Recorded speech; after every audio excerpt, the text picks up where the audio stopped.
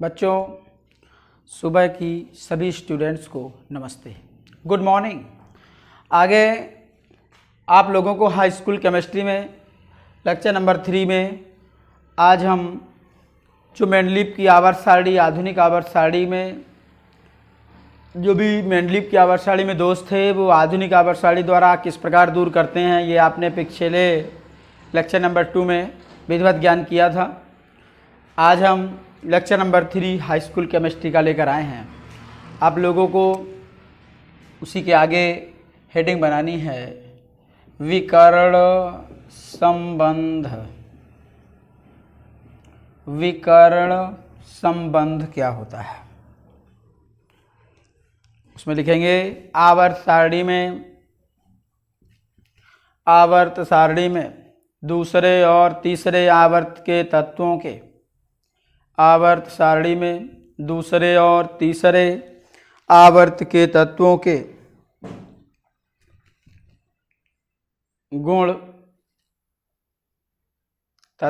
गुण विकर्ण रूप में समान होते हैं।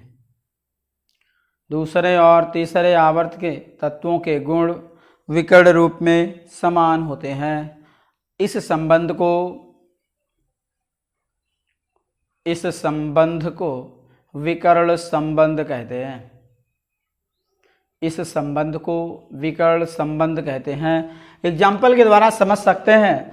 जैसे हमने क्या किया बच्चों, लिथियम लिया, बेरिलियम लिया, boron,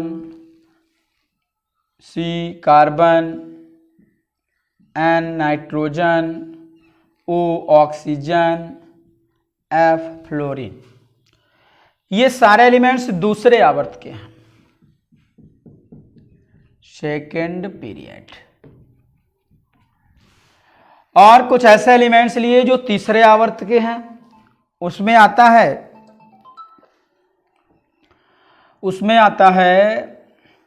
Na, Mg, Al, Si, P, HCl, sodium, magnesium, aluminium, silicon, phosphorus, sulphur, chlorine, इतने आते हैं।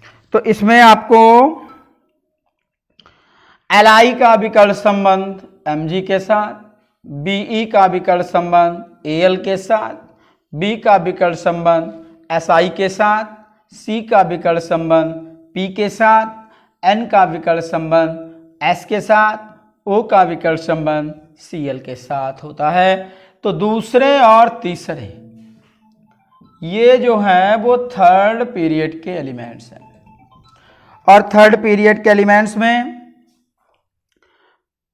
सेकेंड पीरियड और थर्ड पीरियड के जो तत्वों के गुण हैं वो विकर्ण रूप में समान है। यही उदाहरण विकर्ण संबंध का एग्जाम्पल है। अब प्रश्न परीक्षा में आपका ऑप्शनल में पूछा जाता है कि Li निम्न में से किसके साथ विकर्ण संबंध दर्शाएगा। ऑप्शन में सही होगा Mg के साथ। इसी प्रकार Be निम्न में से किसके साथ विकर्ण संबंध दर्शाएगा, वो भी होगा एल्यूमिनियम के साथ। इसी प्रकार B किसके साथ विकर्ण संबंध दिखाएगा, सिलिकॉन के साथ। कार्बन किसके साथ दिखाएगा, फास्फोरस के साथ। आपका ये एग्जाम्पल आएगा, एग्जाम्पल में नोट कर लेंगे। इसके बाद आप हेडिंग डालेंगे सेतु तत्व, ब्रिज एलिमेंट्स। इन्हें ब्रिज एलिमेंट्स के रूप में जानते हैं। सेतु तत्व क्या है? तो बच्चों, ब्रिज एलिमेंट्स में आता है कुछ ऐसे भी तत्व होते हैं जैसे लिथियम है। लिथियम दो उपवर्गों के समान लक्षण प्रदर्शित करती है। एक तो आपका आएगा Na, K, Rb, CS, Fr, francium आपको नीचे नाम बता चुके हैं। Sodium, potassium, rubidium, caesium, francium. इसके बाद लिथियम आ गया। लिथियम का और भी गुण किस वर्ग के समूह के समान है? इसमें आता है Cu, कॉपर जिसे तांबा कहते हैं, Ag, सिल्वर जिसे चांदी कहते हो, Au गोल्ड, जिसे सोना कहते हो, गोल्ड या सोना। तो ये जो एलिमेंट्स हैं ये फर्स्ट ए के समान हैं और ये फर्स्ट बी के हैं। तो जब कोई तत्व किन्हीं दो उपवर्गों के समान लक्षण प्रदर्शित करेगा तो उनके यह गुण सेतु तत्वों को, यह गुण जो तत्वों में होगा उन तत्वों को सेतु तत्व कहेंगे। जरा लिखिए, ऐसे तत्व जो किसी वर्ग के, ऐसे तत्व जो किसी वर्ग के दो उपवर्गों के समान लक्षण प्रदर्शित करते हैं, जो किसी वर्ग के दो उपवर्गों के समान लक्षण प्रदर्शित करते हैं, सेतु तत्व कहलाते हैं, सेतु तत्व कहलाते हैं। सेतु तत्व में ये आपका एग्जाम्पल आ जाएगा, नोट कर लेंगे उसी में।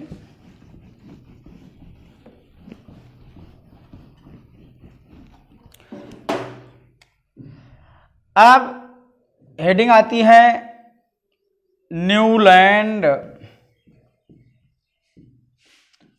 का अष्टक सिद्धांत। न्यूलैंड का अष्टक सिद्धांत। बच्चों, न्यूलैंड नाम के वैज्ञानिक थे। इन्होंने अपने नियम को समझाने के लिए एक ऐसा सिस्टम बताया, एक ऐसी प्रक्रिया बताई जिसके द्वारा बड़ा सरलता से उनके नियम को अनुभव किया जा सकता है। न्यूलैंड जी ने कहा, जिस प्रकार से स्वर का पहला शब्द आठवें शब्द से समानता प्रदर्शित करता है, उसी प्रकार यदि किसी वर्ग में या किसी आवर्त में हम सीरियल से उनके परमाणु भार के बढ़ते हुए क्रम में जाएं, आवर्त की बात किया उन्होंने, किसी आवर्त में परमाणु भार के बढ़ते हुए क्रम में तत्वों को लिखें तो प्रत्येक पहला तत्व आठवें तत्व से उसी प्रकार समानता प्रदर्शित करेगा जिस प्रकार से पहला तत्व आठवें तत्व से समानता प्रदर्शित करता है। उसी प्रकार जिस प्रकार स्वर का पहला शब्द आठवें शब्द से समानता दिखाता है।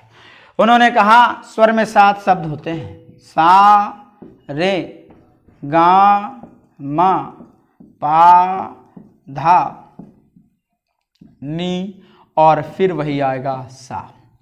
सा, रे, गा, मा, पा, धा, नी, सा।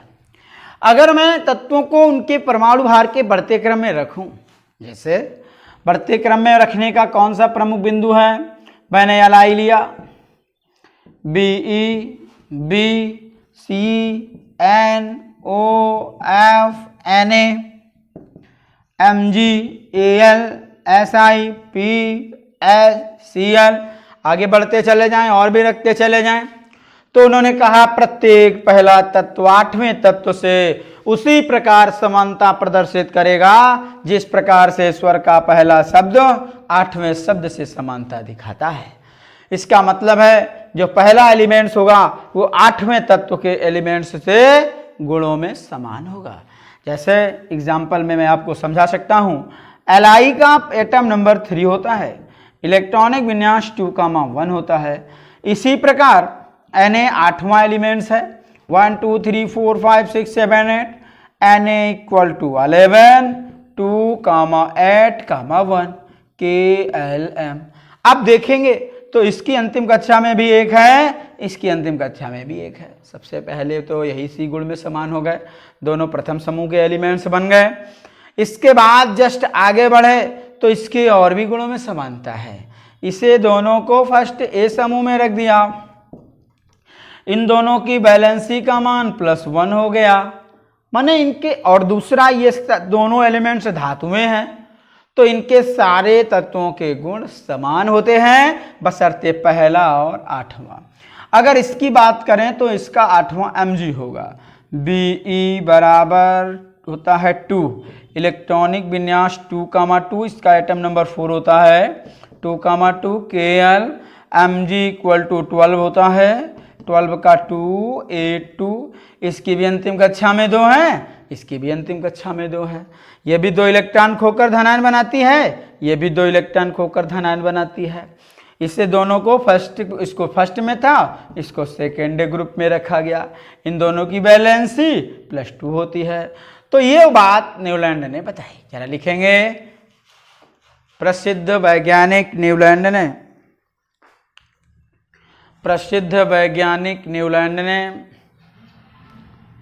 अपने अष्टक सिद्धांत को समझाने के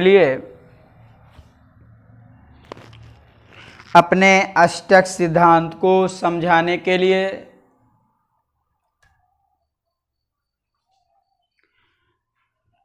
एक सिद्धांत प्रस्तुत किया जिसे न्यूलैंड का अष्टक सिद्धांत कहते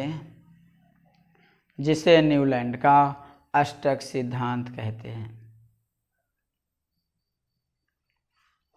नई लाइन से लिखेंगे, इस नियम के अनुसार यदि तत्वों को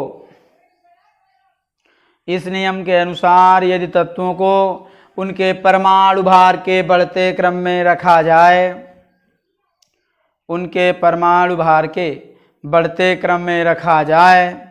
तो प्रत्येक पहला तत्व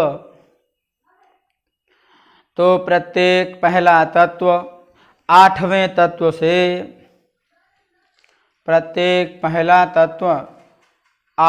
तत्व से उसी प्रकार समानता प्रदर्शित करता है जिस प्रकार स्वर का पहला शब्द आठवें शब्द से समानता प्रदर्शित करता है। स्वर का पहला शब्द आठवें शब्द से समानता प्रदर्शित करता है। इसे ही न्यूलैंड का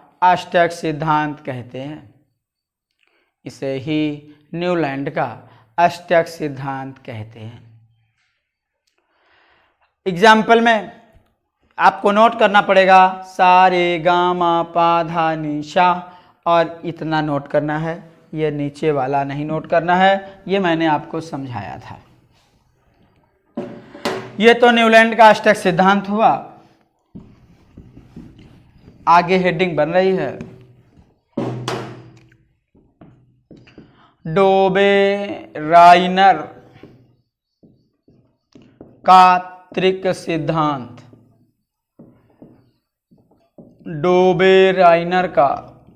सिद्धांत। वैज्ञानिक थे डोबे-राइनर। उन्होंने कहा, यदि तत्वों को किसी वर्ग में ऊपर से नीचे आ रहे हों, माने परमाणु भार के बढ़ते क्रम में जा रहे हों, तो फिर जैसे उन्होंने कहा, हम फर्स्ट ए समूह की बात करें। फर्स्ट ए समूह में आते हैं लिथियम, उसके नीचे सोडियम, उसके नीचे पोटेशियम। उन्होंने कहा किसी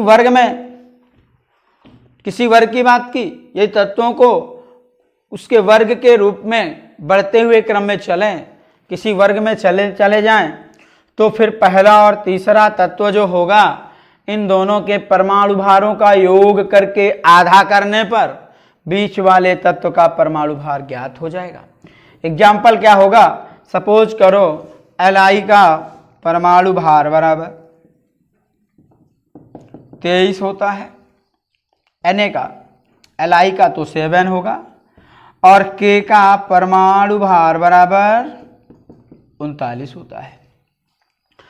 हमें सपोज करो बच्चों ये नहीं पता है कि बीच वाला सोडियम जो है इसका परमाणु भार कितना होता है, तो डोबे-राइनर ने रूल बताया कि पहले और तीसरे तत्वों के परमाणु भारों को जोड़ लो। Na का परमाणु भार बराबर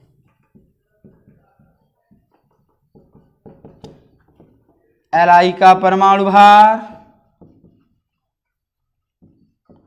प्लस K का परमाणु भार का मध्यमान कर दो बटे 2। Li का परमाणु भार, K का परमाणु भार बटे 2।